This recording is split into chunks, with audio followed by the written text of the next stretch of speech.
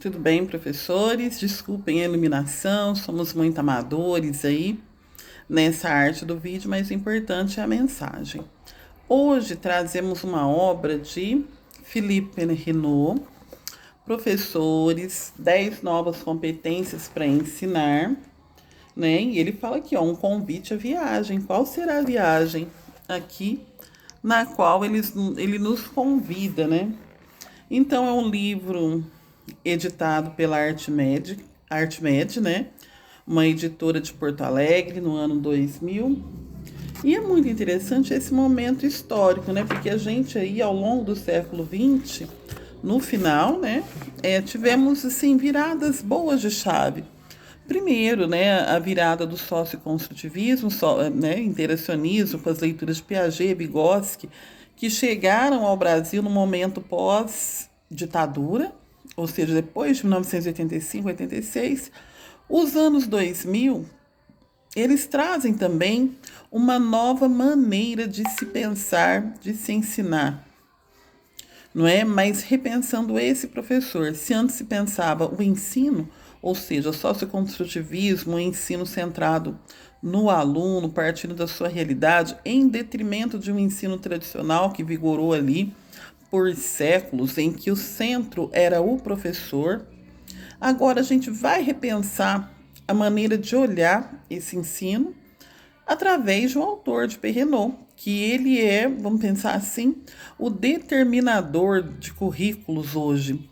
Me lembro de um concurso para o município de Cristais Paulista 2022, não assumi, né, assumi outras posições aí, mas a pergunta era, a partir do que está estruturado o currículo? Habilidades e competências. E essa é uma leitura que se faz a partir da obra de Perrenot. Então, quem é Philippe Perrenot? Né? Então, Philippe Perrenot, que ele é de 2 de junho de 1944, me parece que ainda é vivo. Ele é um sociólogo suíço. Olha que interessante, pessoas que interferem muito na educação não são professores. E esse sociólogo suíço, ele é uma referência essencial para os educadores em virtude de suas ideias pioneiras sobre a profissionalização de professores e avaliação de alunos. Então ele traz um outro olhar. Já estava um momento de efervescência aí, por conta do construtivismo, socio-interacionismo, Vygotsky, Vallon, Piaget e seguidores, ele traz um outro olhar. Será que o ensino é só conteúdo? Será que eu só vejo por meio dos objetivos, que são as habilidades, o que são as competências? E se eu estou estudando as competências, quais competências necessita-se para ser um bom professor?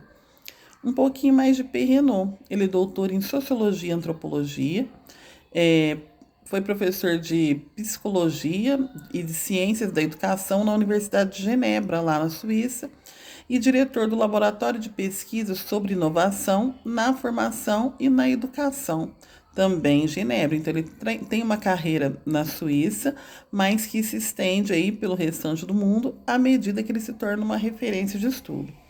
Então, ele é autor da teoria de habilidades e competências, referência para a elaboração de vários currículos, né? Assim, currículo no sentido escolar mesmo. Quais são os objetivos desse livro? Vamos mostrar ele de novo para todo mundo conhecer. Privilegiar as práticas inovadoras e, portanto, competências emergentes, aquelas que deveriam orientar as formações iniciais e contínuas. Ou seja, um livro escrito em 2000, naquela época, representava uma inovação. Em 2023, ele já tem que ser uma realidade, não um sonho mais. Mas para alguns professores, essas competências ainda são sonhos, ainda não se materializaram, mas já deveriam. Quando ele fala das formações iniciais contínuas, é o seguinte: deve ser privilegiado nas faculdades, os cursos de formações iniciais e nas formações em serviços, as reuniões de estudos pedagógicos, os ATPCs, né, as aulas de tempo curricular, em que os professores, garantidos por lei, se reúnem para a formação continuada. Aqui, Formação contínua, aquelas que contribuem para a luta contra o fracasso escolar. Então, esse professor, para Perrenot, precisa estar formado para evitar que o aluno fracasse. Ou seja, o ensino não é centrado no aluno, então ele tem que acontecer de modo que esse aluno não fracasse. E desenvolvem a cidadania, seriam habilidades e competências que recorrem à pesquisa e enfatizam a prática reflexiva do professor. Então, nós vemos aqui, para o Perrenot, a teoria dele não é habilidades e competência, mas o que é uma competência? Em 99, não é? Então, eu tenho uma edição de 2000, mas eu pesquisei também a edição de 1999 desse livro. Perrenot define competência como uma capacidade de agir eficazmente em um determinado tipo de situação, apoiada em conhecimentos, mas sem limitar-se a eles. Então, a competência ela tem a ver com a eficácia, ou seja, eu consigo fazer bem, eu consigo fazer com desenvoltura, né? Eu consigo fazer sem dificuldades aquilo a que me proponho. Competência é a faculdade de mobilizar um conjunto de recursos cognitivos, saberes, capacidades e informações para solucionar com pertinência e eficácia uma série de situações. Então, eu gosto sempre de dar o exemplo de dirigir. Então, para dirigir, eu preciso de uma série de habilidades ali, que na hora que eu estou dirigindo, quando já sei, eu nem penso. Né? Já pensou? Mudar a marcha, acelerar, dar a seta. Então, para isso, eu preciso ter noção de espaço, de lateralidade, noção de tempo. Então, todas essas noções juntas vão fazer com que eu tenha ali habilidades no momento de direção. Quais habilidades? Ligar, acelerar, mudar a marcha, como já disse, dar seta, e tudo isso junto de uma maneira coordenada e eficaz vai me garantir a competência de dirigir um automóvel, ou uma moto, ou uma bicicleta. Claro que bicicleta não precisa de todas essas competências, né, de dar a seta, mas preciso ter a lateralidade. Então, uma habilidade ali, a habilidade de me locomover, seja em qual veículo for. Então, esse seria aí o conceito de habilidade em Perrenot. Fazer algo com competência. Ou seja, sabendo fazer, tendo domínio. Então, eu gosto muito de dar o exemplo da divisão, quando eu falo do conceito de habilidades e competências. Para eu fazer uma divisão simples, eu preciso saber adição, subtração e multiplicação. Então, vamos pensar que cada uma dessas operações seriam habilidades que, somadas, ou seja, articuladas, vão me garantir a competência de dividir, que é uma operação mais complexa. Então, a primeira competência que o Perrenot fala do professor é organizar e dirigir situações de aprendizagem. O que seria o organizar? Primeiro, ele fala aqui, conhecer para determinada disciplina os conteúdos a serem ensinados e sua tradução em objetivos de aprendizagem. Eu citei aqui as 4 operações, não é? Então, vamos pensar que a gente falou da divisão. A divisão seria o conteúdo a ser ensinado. Então, como que eu traduziria isso em objetivos? Vamos pensar em objetivos para uma aula, para um planejamento, para o ano. Então, eu teria que saber distinguir, ensinar, aprender o conceito de divisão, trabalhar com a ideia de dividir. Claro que ali no meu plano de ensino isso vai mais detalhado. Ou seja, vamos pensar ali que no primeiro ano de aprendizagem o aluno trabalha com a ideia de dividir, mas ele ainda não vai fazer o algoritmo, a continha. No segundo, ele já não trabalha somente com a ideia, mas ele pode dividir de maneira informal. No terceiro, ele já vai ter noções de tabuada, até que no quarto se estabeleça o processo formal de ensinar o algoritmo da divisão. Então, eu fiz aqui uma progressão do que seria em cada ano essa questão da divisão. Mas a partir do que eu tenho para cada ano escolar, eu vou estabelecer objetivo para cada aula. Ou seja, o professor precisa ter o conhecimento daquilo que ele vai ensinar para saber a dosagem, ou seja, quanto eu ensino, a adequação, o que eu ensino para qual ano, para qual bimestre.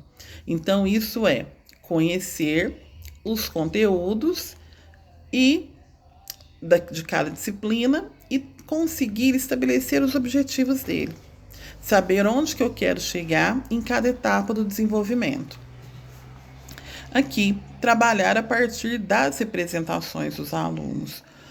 A maior herança das ideias construtivistas é essa. Eu não parto mais da necessidade do professor, eu parto da necessidade do aluno. Então, de repente, se eu estou achando que eu vou ensinar o algoritmo da divisão no quarto ano, se eu tenho um alunado que, por exemplo, sofreu muito com os impactos da pandemia, porque os últimos alunos da pandemia são os que hoje estão em quarto, quinto ano do ensino fundamental, últimos que eu falo assim, né? Aqueles alunos que ingressaram na escola a partir de 21 já sofrem menos esse impacto, né?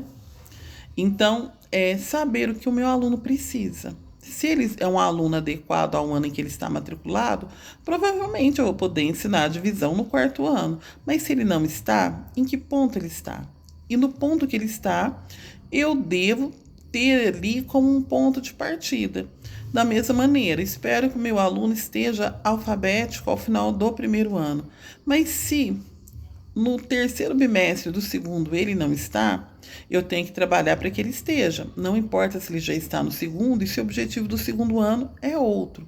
Ou seja, trabalhar a partir da necessidade do meu aluno. E assim também pode ser no caso do aluno que está além daquilo que eu estou planejando. Ou seja, eu tenho que acelerar o meu processo para acompanhar esse aluno. Trabalhar a partir dos erros e dos obstáculos à aprendizagem. Então, fazer o erro construtivo, ou seja, analisar a linha de raciocínio dos meus alunos, verificar onde erraram, ou seja, se é um erro conceitual, se é um erro de cálculo, no caso da matemática, né? Porque estou citando a matemática, então pode ser um erro do aluno não compreender o que é a divisão. Mas pode ser um erro também do aluno ter compreendido o que é a divisão, mas ter errado o cálculo no meio do caminho. Não é? Então, o professor precisa entender como o seu aluno construiu o raciocínio para saber onde intervir. Nesse exemplo que eu dei, esse professor ele vai poder intervir, dependendo no caso, na maneira como ele ensina a operação, ou dependendo do caso, reforçando os procedimentos anteriores. Se o menino errou no cálculo, ensinando a tabuada, verificando a atenção que ele está prestando no decorrer da operação, se ele está fazendo, às vezes, por estimativa e não por cálculo. Então, é necessário ver qual o tipo de erro para saber onde o professor vai desempenhar o seu papel de intervir. Às vezes é coisa simples, me distraí, errei o cálculo. Ou às vezes eu tenho que rever todo o processo e ensinar novamente a divisão. Construir e planejar dispositivos e sequências didáticas, ou seja, ter um planejamento articulado. O professor não pode simplesmente chegar numa lista de conteúdos e falar, não, qual é o próximo? Mas deve existir uma sequência didática, no sentido de o professor já ter se fundamentado na maneira como ele vai apresentar o conteúdo ao aluno, sondar quais são os conhecimentos prévios acerca daquilo que ele vai ensinar, como o aluno compreende aquilo que vai ser proposto, ou seja, saber se o aluno sabe muito ou sabe pouco, porque dependendo desse muito ou pouco que o aluno conhece, né, vamos dizer assim, em outras disciplinas, aí que não a matemática, na matemática pode ser conhecer ou não determinado procedimento, é o que o professor vai dosar aquilo que ele vai trabalhar. Então, se o aluno já tem um conhecimento mais amadurecido, mais amplo sobre o que o professor vai propor, ele não vai fazer dinâmicas elementares, ou seja, ensinar aquilo que é muito fácil. Ele já vai partir de um grau de dificuldade maior. E se o aluno é mais carente em relação àquele conteúdo, o professor vai mastigar um pouco mais, vai detalhar um pouco mais o conteúdo, ou seja, isso é a sequência didática, é a esquematização desse conteúdo, como apresentar, como desenvolver, não é? E como intervir ali para que aquele aluno avance em relação àquele conhecimento.